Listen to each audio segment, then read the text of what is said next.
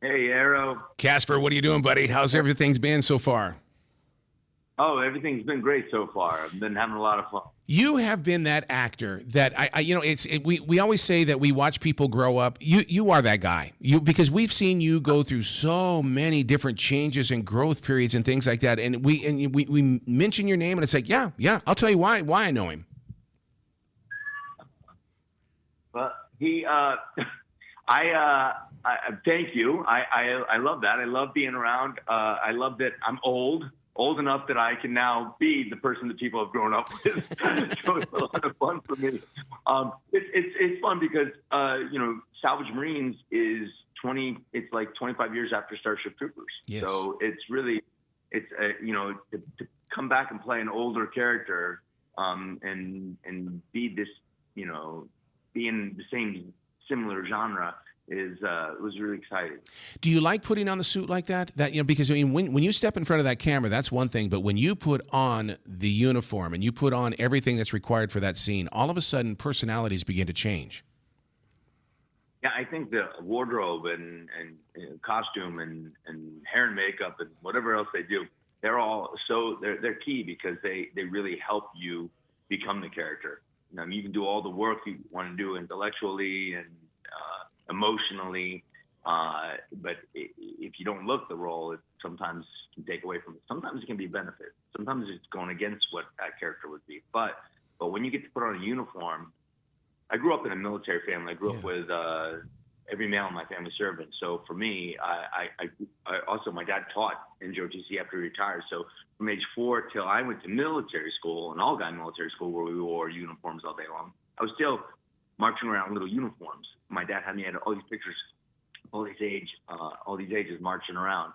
So I have the ultimate respect for it. So yes, it does make it really easy when you put that uniform on, because you just have to think about anybody that's been willing to go out in any military and fight for us to have the ability to to do whatever we want. Like, I get to be an actor because there's other men and women out there that are going out and risking their life, and I get to pretend like I do that. So it's a lot of fun. Yeah, but what's really interesting is that what you put into your characters and with the uniform and stuff like that with Salvage Marines, the thing is that you also inspire minds to say, I want to do that. And that's how the U.S. Marines get their people, and the U.S. Army and stuff like that. It's because of characters like you guys that give us that opportunity of saying, I want to do that.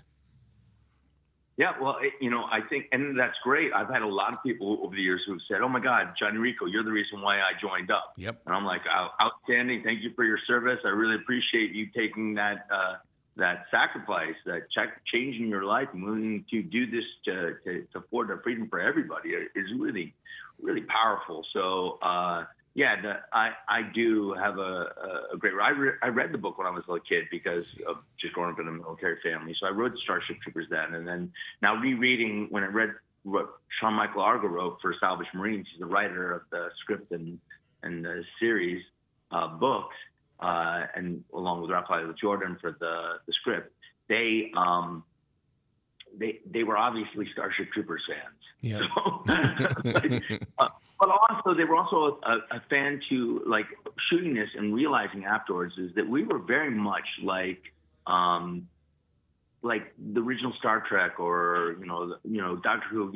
It's a throwback to those kind of series. We're not the same show as them, but we had that that similar heart. Everybody behind it really believed in it, and you didn't have anybody in there that wasn't really playing. I mean, we were really there.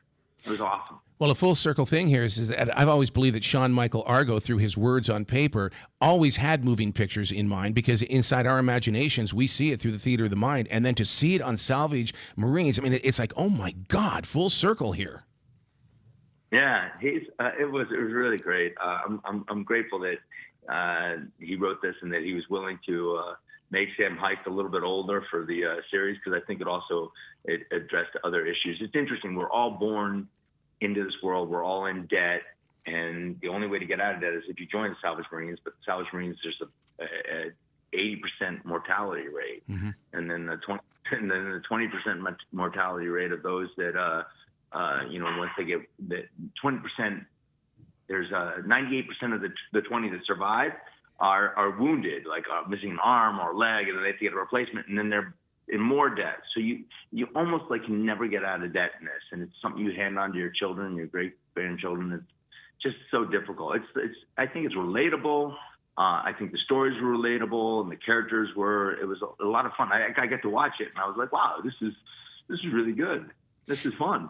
It's one of those things. I always call it street speak, and a show like Salvage Marines, it's so. I mean, you can place it in this world, and I tend to watch a lot of shows like that. Could this really happen? And I really feel like that when we watch Salvage Marines, it's like, yeah, I could be there. I could be there. Yeah, it's almost like we're there now. I mean, with student debts and loans and all the taxes and everything else that we have to do, you can see that how you get debts and passed on and just overwhelmed, and how it can feel like you can never get out. And that's what these characters feel like when they're in there. It's interesting. It was a lot of fun to play off of that. It gives you more. So you're not just doing a show and then you're really experiencing things that are going on. We had so many people committed. It was just a lot of fun. Yeah, and part of that commitment is popcorn flicks. I mean, for these guys to put a lot of focus on sci-fi, I mean, my God, I mean, it so taps into our heart. I love that. Popcorn Flicks it's been a miracle. A Popcorn Flicks Crackle team has been unbelievable. Their support is something that you can only wish for. Because when we made this, we didn't have anybody behind us like that, and so we were just a little show that they could. And then we get somebody like them behind it, and they just really believe in it. And I was like, and they got it. And then they're like, hey, and they sent it out to the press. And the press so far has been like, oh, I love this show. I watched the first episode. And I was like, oh, I'm so glad you love it. I really loved it too. And they go, we can see. And I'm like, but now we have these people that are really believing in that too. And that's just a miracle, because a lot of times there's a lot of bureaucracy that goes on with networks and other shows, and this one we didn't have so much, and the bureaucracy we do have with them is a joy. I love it. You got to come back to this show anytime in the future, Casper. The door is always going to be open for you. Era, I appreciate that. Thank you so much. I appreciate you having me on. You bet. You be brilliant today, okay, sir? You too. Okay. Outstanding. This is the job. I love it.